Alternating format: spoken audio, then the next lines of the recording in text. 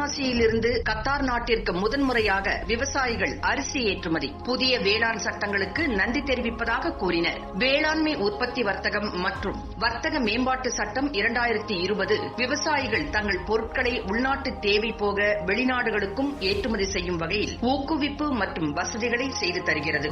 இதன் மூலம் விவசாயிகள் தங்கள் விளைபொருட்களை மாநிலம் தாண்டி இந்தியா முழுக்க எந்த வியாபாரியிடமும் விற்றுக் கொள்ளலாம். உள்நாட்டில் தட்டுப்பாடு இல்லாத காலங்களில் அரசு அனுமதித்த அமைப்புகள் மூலம் ஏற்றுமதியும் செய்யலாம். இதனால் விவசாயிகள் தங்கள் விளைபொருட்களை கூடுதல் லாபம் கொடுக்கும் வியாபாரியிடம் விற்று லாபம் பார்க்க வழிவகை ஏற்படுகின்றது.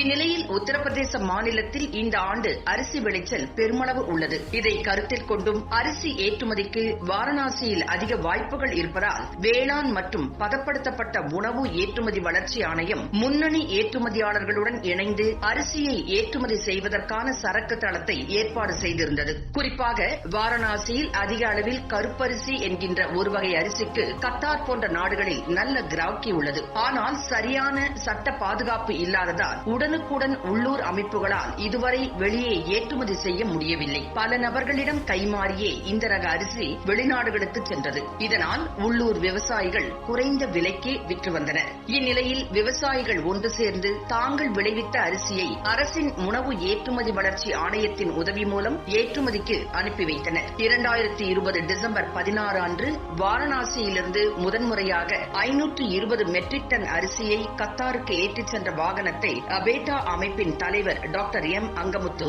வாரணாசி மண்டல ஆணையர் தீபக் அகர்வால் ஆகியோர் கொடியசைத்து துவக்கி வைத்தனர். இந்நிகழ்ச்சியில் பேசிய டாக்டர் எம் அங்கமுத்து, வாரணாசியிலிருந்து அரிசி ஏற்றுமதியை அதிகரிப்பதற்கான திட்ட அறிக்கையை அபேட்டா தயாரிக்கும் என்று கூறினார். மேலும் மத்திய அரசு கொண்டு வந்துள்ள புதிய வேளாண் சட்டங்கள் இதற்கு வழிவகுத்துள்ளதாகவும் இதற்காக நன்றி கூறுவதாகவும் வாரணாசி விவசாய அமைப்பினர் குறிப்பிட்டுள்ளனர்.